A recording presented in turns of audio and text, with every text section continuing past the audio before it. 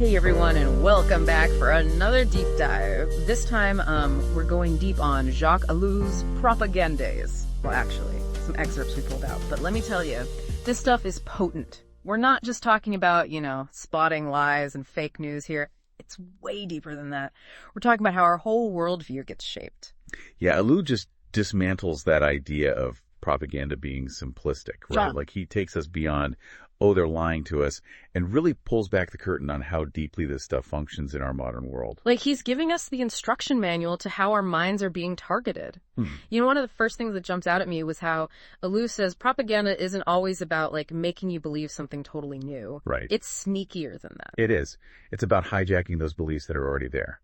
Ellul argues that instead of this idea of, mind control and making you believe something new, it intensifies what's already there, those deep-seated beliefs. Okay. And then leverages them towards very specific actions, or in some cases inaction, preying on fear and things like that. So it's not necessarily about rewriting your whole belief system from scratch, but more like weaponizing what you already kind of hold to be true. Precisely. And he even breaks it down into distinct types. There's agitation propaganda. Oh, interesting. Which is like the firebrand, meant to incite rebellion or immediate action. But then there's integration propaganda. Okay. Which is much more subtle. Think of it like the slow, steady drip of messaging that molds you to a desired pattern over time. You start to see the world through that lens without even realizing it. And what really struck me was how Ellul says these techniques aren't just, something that totalitarian regimes use. We see this everywhere. Oh, absolutely. It's democracies too. He makes these fascinating and I think some might say unsettling parallels between systems that on the surface appear vastly different. Right. And it really raises the question, does knowing that this is in play, does it make you feel more or less susceptible? Makes you pay attention, for sure. Another point that I thought was so interesting is how he really emphasizes that, modern propaganda, this isn't about some guy with a bullhorn anymore. This is a science. Yeah. This is using psychology, sociology. Ellul recognized really early on that the effectiveness of propaganda hinged on really understanding human beings, understanding our desires, our needs, how we behave in groups. Yeah. And then you use that knowledge to inform the techniques of propaganda. So the more we learn about the human mind, the scarier it gets. Right. Because then they can just use it against us in a way. Yeah. It's this chilling thought, isn't it? The more we understand ourselves, maybe the more vulnerable we become to this kind of manipulation. And then on top of that, what makes us even more vulnerable, according to Ellul, is the way that our society is structured now. He says that, the decline of small, tight-knit communities where people really had those personal bonds and shared experiences, it's left us way more isolated and way more susceptible to outside influence. And he had this line that I thought was really powerful. He says, "Total action by propaganda becomes possible only when the individual finds no more defenses." Wow. So it's as if those close communities, those groups, they acted as a buffer against, being manipulated. It's a really compelling argument. Yeah. Especially when we think about how, technology and just our fast-paced modern lives contribute to this fragmentation of communities. Yeah. It's worth thinking about what impact that might be having on our ability to think critically and to think for ourselves, really. Totally. And it's not just about that social isolation. It's not just about that social isolation, right? Ellul also really pushes back on this idea that propaganda is all about just straight up lies. Oh, absolutely. Yeah. While outright falsehoods definitely get used, Ellul argues that the most effective propaganda is actually much more subtle. Interesting. It's about, twisting the truth, strategically leaving out key pieces of information, and then framing these really compelling narratives, but around anxieties that already exist, that are already kind of bubbling under the surface of society. So you're already primed for it in a way. Exactly. Yeah. He gives this example of Joseph Goebbels, the Nazi propaganda minister. Right. He was surprisingly known for being brutally honest about bad news. That's interesting. Which seems counterintuitive, right? But why would you highlight the bad stuff? It was a calculated tactic. Yeah. By being so transparent, even blunt about, negative events, he built this really strong sense of credibility. So people were much more likely to believe him, even when he wasn't being entirely truthful. Oh, wow. Because he had established this baseline of honesty, however skewed it might have been. Wow. So it's almost like they build trust just so they can manipulate you on a deeper level later. Right.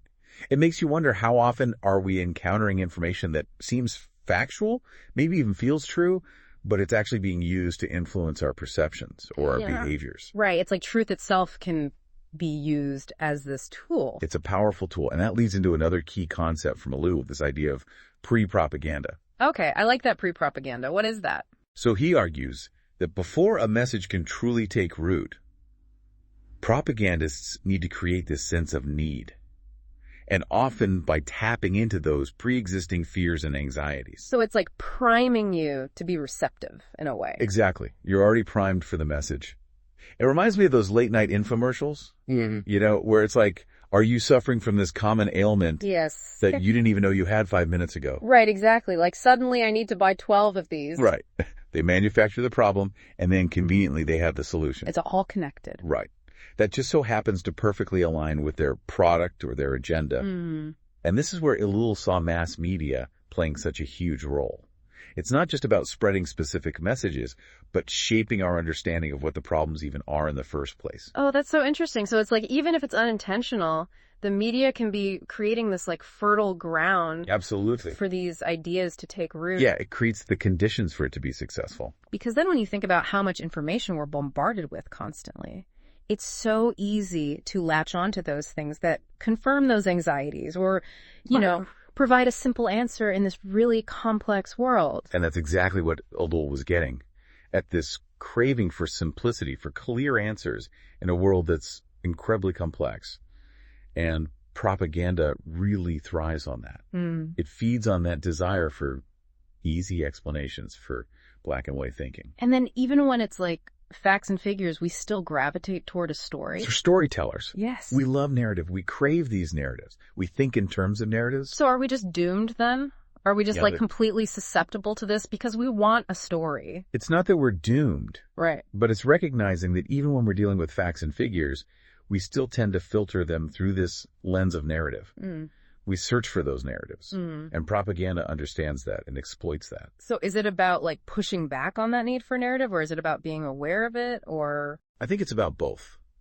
It's about being aware of those larger narratives, those myths that we subscribe to, and then being willing to question them, to critically examine them. Can you give an example of one of those? Yeah, take the myth of progress, for example. Okay. This idea that things are always moving forward, that we're on this inevitable march towards betterment. Right. It's often used to justify actions or policies, maybe even entire systems. Right. That might not actually benefit us as individuals. Right, because it's like, oh, it's fine, it's progress. Exactly.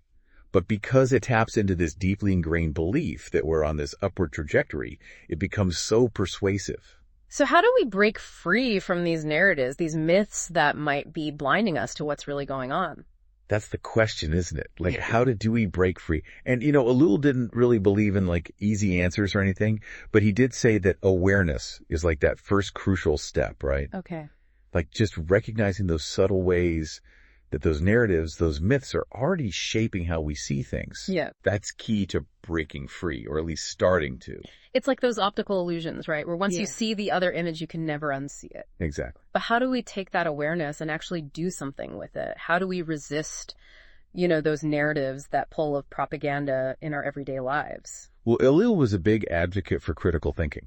And I don't mean just in this like vague sense, but really questioning the information that we encounter, not just accepting things at face value, but like actively seeking out other perspectives. Yeah. And even being willing to challenge those deeply held assumptions that we have. So it's not just like passively consuming information. It's like we have to wrestle with it. Yes.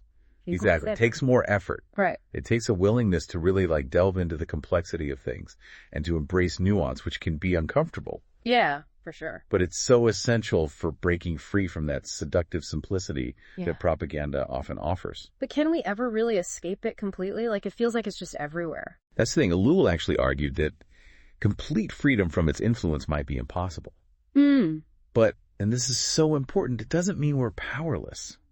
No. By understanding how it works, the mechanisms it uses, how it leverages our own psychology, the narratives it weaves, we can become more conscious consumers of information. So it's not about immunity. It's about like building up those defenses. Exactly. Strengthening our critical thinking muscles. I like that. So to speak. Yeah. So we've covered a lot of ground here. We've talked about how propaganda operates, how it impacts us, how it impacts society as a whole. Like if we had to just boil it all down to one thing, What's that key takeaway that you really want our listeners to walk away with from Ellul? For me, reading Ellul, it's more than just a study of propaganda. It's a call to action. It's this reminder that we are not just these passive receivers of information. We are active participants in creating meaning in the world around us. Mm-hmm. That's good. And that by becoming aware of how these forces operate, how these mechanisms function, we can reclaim our minds and actually become more engaged citizens. Yeah, it's giving us the tools to actually combat this stuff, right? Like, this deep dive wasn't just about like, oh, here's how they get you. It's more like, okay, now you see it. What are you going to do about it? Exactly. And sometimes the most powerful act of resistance can be as simple as asking ourselves why. Why am I being told this in this way at this time? Who benefits if I believe this? Right. Good questions. Those are questions we should all be asking ourselves constantly. All the time. Yeah, absolutely. Well, on that note, everyone, I think that's a good place to wrap up this deep dive. But keep those questions in mind, okay? Keep those critical thinking muscles flexed. Keep questioning, keep exploring, and as always, keep diving deep.